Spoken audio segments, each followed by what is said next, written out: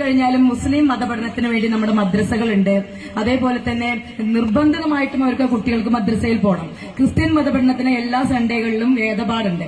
നമ്മുടെ കുട്ടികൾ മാത്രം നമ്മുടെ ഒരു മൂല്യങ്ങളും അറിയാതെയാണ് ഇപ്പൊ വളർന്നു വരുന്നത്. എല്ലാം കാണുന്നത് അവർ TV കൂടെയാണ്, മഹാഭാരതം, രാമായണം ഒക്കെ. അത് നമുക്കിവിടെ എന്തെങ്കിലും ആഴ്ചയിൽ ഒരു ദിവസമെങ്കിലും നമ്മുടെ കുട്ടികൾക്കൊക്കെ പഠിക്കാൻ, നമ്മളെ മതത്തെ കുറിച്ചൊന്ന് അവബോധം വരുത്താൻ എന്തെങ്കിലും ചെയ്യാൻ പറ്റുമോ എന്നാണ് അറിയുന്നത്. നിങ്ങളുടെ MLA യോട് ചോദിച്ചോ? നിങ്ങളുടെ MLA ഏതാ പാർട്ടി? Marxist party. ആ മാർക്സിസ്റ്റ് പാർട്ടി സർക്കാരിന്റെ കീഴിലാണ് ദേവസ്വം ബോർഡ്.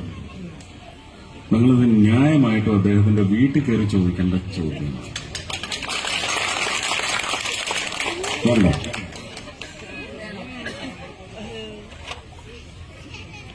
അതല്ല നമ്മുടെ കുട്ടികൾക്ക്. ഞാൻ ചോദിക്കുന്നത്, നിങ്ങൾക്ക് ആവലാതികളെല്ലാം ആവോളമുണ്ട്. എന്താ ഇതിന്റെ പ്രതിഫലനം ഇലക്ഷൻ വരുമ്പോ കാണുന്നില്ല?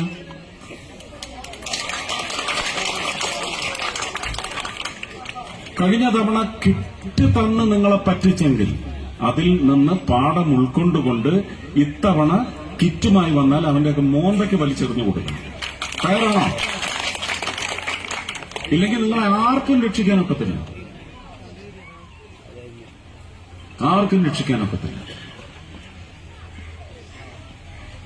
1,80,000 രൂപ ഒരു അമ്മയ്ക്ക് കൊടുക്കാനുള്ളവർ അവർ ന്യായമായിട്ട് ചോദിച്ച ചോദ്യത്തിന് വളരെ ന്യായമായിട്ടുള്ള മറുപടി കൊടുത്തിട്ടും 10,000 രൂപ കൊടുത്ത് വലിയ കേമന്മാരായ കേരളമാണ്, കേരള ഭരണമാണ് ഇവിടെ ഉള്ളത്.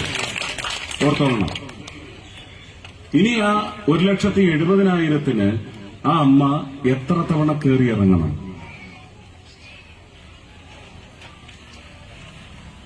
അവരുടെ ഒന്നും പുറകെ പോയിട്ട് കാര്യമില്ല സാറേ. ചെല്ലുമ്പോഴെല്ലാം പിന്നെ വാ, ഇപ്പൊ ഒന്നുമില്ല എന്ന് പറഞ്ഞവരാ എന്ന് പറഞ്ഞ ആളാണ്. ഓ, ഇത് സുരേഷ് ഗോപിയുടെ പുറകെ പോകുന്നതിനേക്കാൾ നല്ലത് അവിടെ പോകുന്നതായിരുന്നു എന്ന്.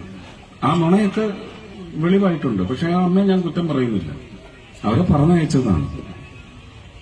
ഇവർ ചില്ലറക്കാരല്ലേ. പരിഹാരം എങ്ങനെ കാണാനാണ്? പരിഹാരം ഇതേ ഉള്ളൂ. MLA അത് സാധിക്കണം.